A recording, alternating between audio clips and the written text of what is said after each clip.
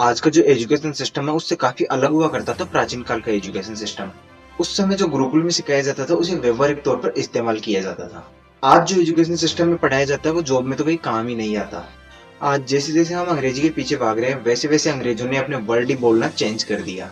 हमने टॉयलेट सीखा तो उन्होंने वॉशरूम बोलना शुरू कर दिया। कुल मिलाकर आज का जो एजुकेशन सिस्टम है वो हिस्टोरिकल एजुकेशन सिस्टम से बिल्कुल अलग था। राम राम भाई सारान है। गुरुकुल भारत का फर्स्ट एजुकेशन सिस्टम था जो लगभग 5000 साल पहले चला करता था, जहां गुरु और शिष्य दोनों आश्रम में रहा करते थे।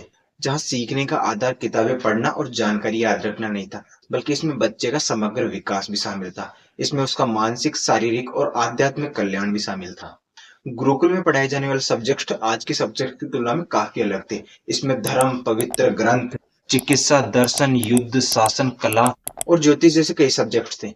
छात्रों के मानवीय मूल्यों, एग्जाम्पल के लिए आत्मनिर्भरता, सहानुभूति, रचनात्मकता, साथ ही मजबूत नैतिक और नैतिक व्यापार को विकसित करने पर जोर दिया जाता था।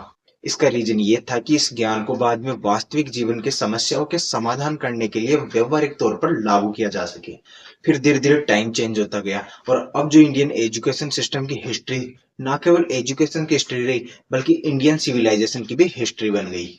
हिस्टोरिकल टाइम में भारत को विश्व गुरु कहा जाने लगा। यहाँ तक्षशिला और नालंदा यूनिवर्सिटीज को एजुकेशन सिस्टम का सर्वोत्तम एग्जाम्पल के रूप में देखा जाता था।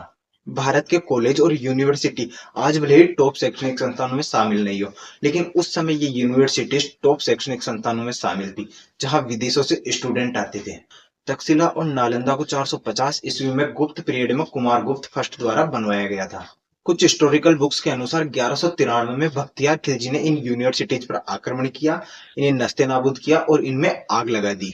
लेकिन इसकी जो लाइब्रेरी थी उसमें इतनी सारी बुक्स थी कि आग लगभग 6 महीने तक जलती रही और जो भी सारा ज्ञान था वो ज्ञान सारा जलकर नष्ट हो गया। फिर धीरे धीरे टाइम चेंज होता गया और व्यापार के कारण जो एजुकेशन सिस्टम था उसे आधुनिक एजुकेशन सिस्टम में चेंज कर दिया गया।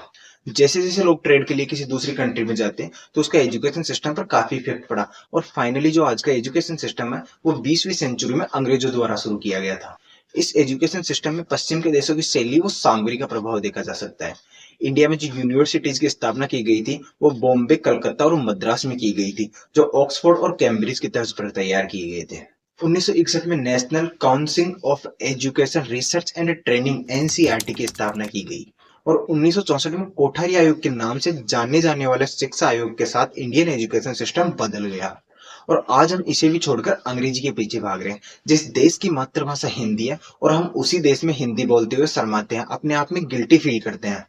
जैसे तैसे करके हम हिंदी से अंग्रेजी बोलना तो सीख जाते हैं, लेकिन फिर ये अंग्रेज अंग्रेजी के वर्ल्ड ही चेंज करना शुरू कर देते हैं। हमने टॉयलेट बोलना सीखा तो इन्होंने वॉशरूम कर दिया। हमने वेरी नाइस बोलना सीखा तो इन्होंने डॉग बोलना शुरू कर दिया। और आज तो ये सिचुएशन है कि हम कहीं जॉब के लिए अप्लाई करने जाए तो हमें इंग्लिश आना कंपलसरी है। एक रिकॉर्ड के अनुसार भारत में 2014 से 2022 तक गवर्नमेंट जॉब के लिए अलग अलग सेक्टर्स में लगभग 22 करोड़ फॉर्म अप्लाई हुए, जिनमें से लगभग 7,22,000 लोगों को गवर्नमेंट जॉब मिल पाई।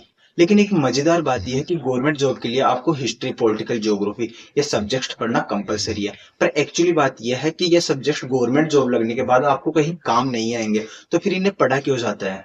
इस वीडियो को यहीं पर एंड करते हैं। जाने से पहले आप चैनल को सब्सक्राइब करके वीडियो को लाइक और अपने फ्रेंड्स तक शेयर कर दीजिए, ताकि हम में जुनून बना रहे ऐसी और वीडियोस लाने के लिए। Thank you.